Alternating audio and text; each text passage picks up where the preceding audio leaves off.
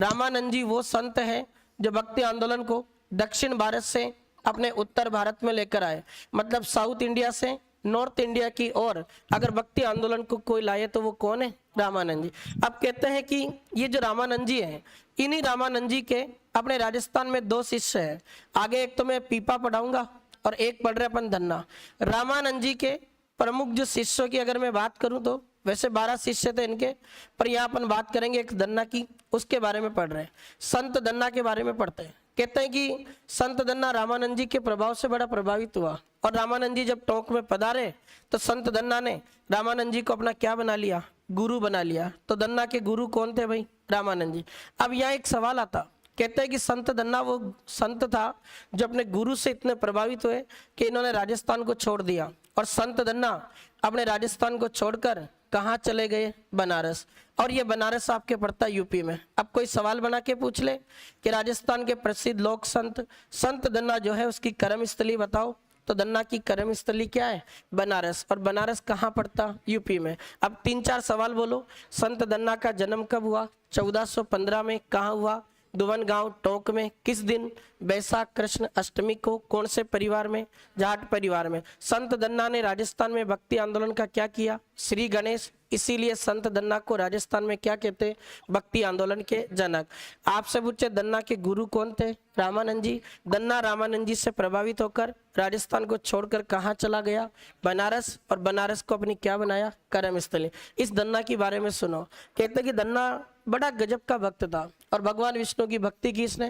कहते एक बार कोई इनके घर संत आया तो संत क्या करता था? सुबह जल्दी उठता था, नहा धो के पूजा वूजा करके और भोजन वोजन बना के भगवान को भोग लगाता था, फिर उसके बाद में सारे काम करता था।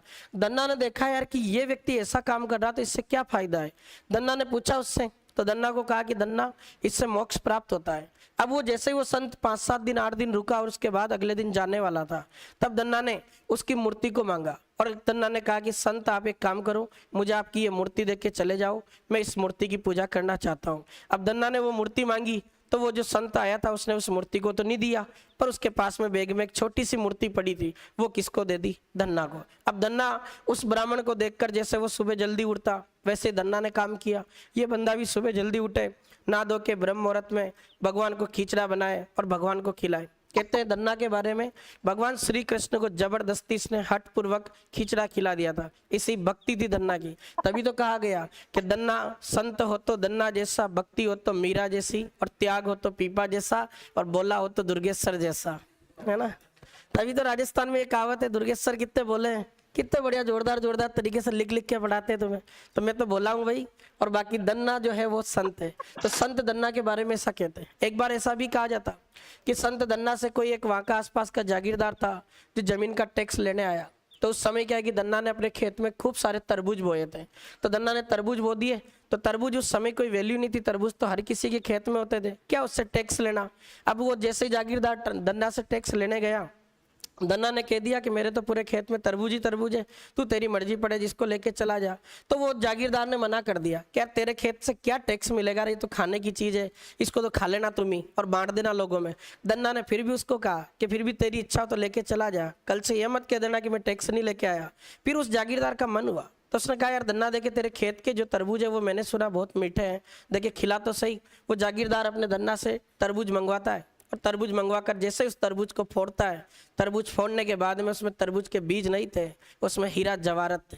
जैसे ही जागीरदार ने उस तरबूज में हीरे और जवाहरत देखे, उसका खोपड़ा खराब हो गया कि ये क्या, ये सब चमत्कार किसका था? भगवान का, श्री कृष्ण जी का अपना चमत्कार था।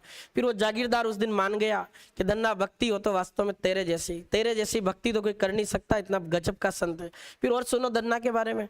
कहते धन्ना की भगवान ने परीक्षा ली तो इस बंदे के पास में जो अनाज, जो फसल बोने के लिए अनाज रखा था ना, वो अनाज भी इसने क्या किया, कोई इसके घर आए साधु सन्यासी तो उनको जो है वो इसने खिला दिया और सब उन साधु सन्यासियों में बांट दिया। अब अगले दिन बरसात हुई। धन्ना के माता पिता ने कहा कि बेटा धन्ना, खेत में फसल की बुआई करनी है, तो फसल की बुआई कर देना, हम कहीं जा रहे हैं। कहते हैं धन्ना ने सारी जितनी भी फसल रखी थी घर में, वो फसल एक दाना नहीं रखा और सबकी सब फसल अपने साधु सन्यासियों में बांट दी। अब इसके पास कुछ नहीं है, बरसात होती है, बरसात होने के बाद में गांव के सारे लोग अपने खेतों में फसलों की बुवाई करने जाते हैं। धन्ना भी नाटक करता है, और जैसे तैसे बेचारा ऐसे ही कट्टा उट्टा उठा के चला गया, मिट्टी उट्टी भर के और खेत पे चला गया। पर इसने बिना अनाज के अपने खेतों में क्या चला दिया? हल। भगवान का चमत्कार हुआ कि 4-5 दिन 7 दिन बाद जब वो फसलें उगी तो सबसे जोरदार फसल किसके खेत में उगी थी? धन्ना। कोई मेरे जैसा पड़ोसी गया धन्ना के पास और धन्ना को जाके कहा कि धन्ना तेरा खेत तो जाके देख कितना भयंकर हरा भरा हो रहा है। तो धन्ना ने सोचा कि ये दुर्गेश तो झूठ बोल रहा है, मेरे खेत में मैंने जब अनाज ही नहीं बोया तो मेरे खेत में फसल कहाँ से आएगी, मेरी मजाक उड़ा रहा है। फिर धन्ना उस व्यक्ति पे विश्वास करके जाता है और जाके देखता है तो बिना अनाज के भी उस खेत में क्या उगी हुई थी? फसल। ऐसा संत कौन है? धन्ना। अब यहाँ कुछ सवाल आते हैं, कहते हैं आज भी अगर धन्ना के खेत की फसल ले जाकर किसी दूसरे खेत में डाल दो तो उस फसल का रोग दूर हो जाता है। इसीलिए तो आपके राजस्थान के प्रसिद्ध संत धन्ना को फसल रोग निवारक संत कहते हैं। तो सवाल पूछे राजस्थान का ऐसा संत बताओ जिसे फसल रोग निवारक संत कहते हैं, उस संत का नाम क्या है? संत धन्ना।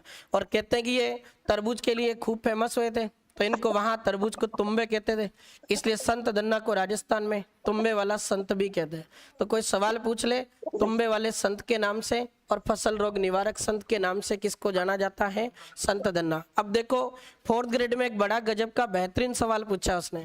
कहता है कि जो धन्ना है इनकी अगर मैं बात करूं तो इनके धन्ना जी के जो उपदेश है ना, इन्होंने एक ग्रंथ में लिखे और उसका नाम है धन्ना जी की आरती।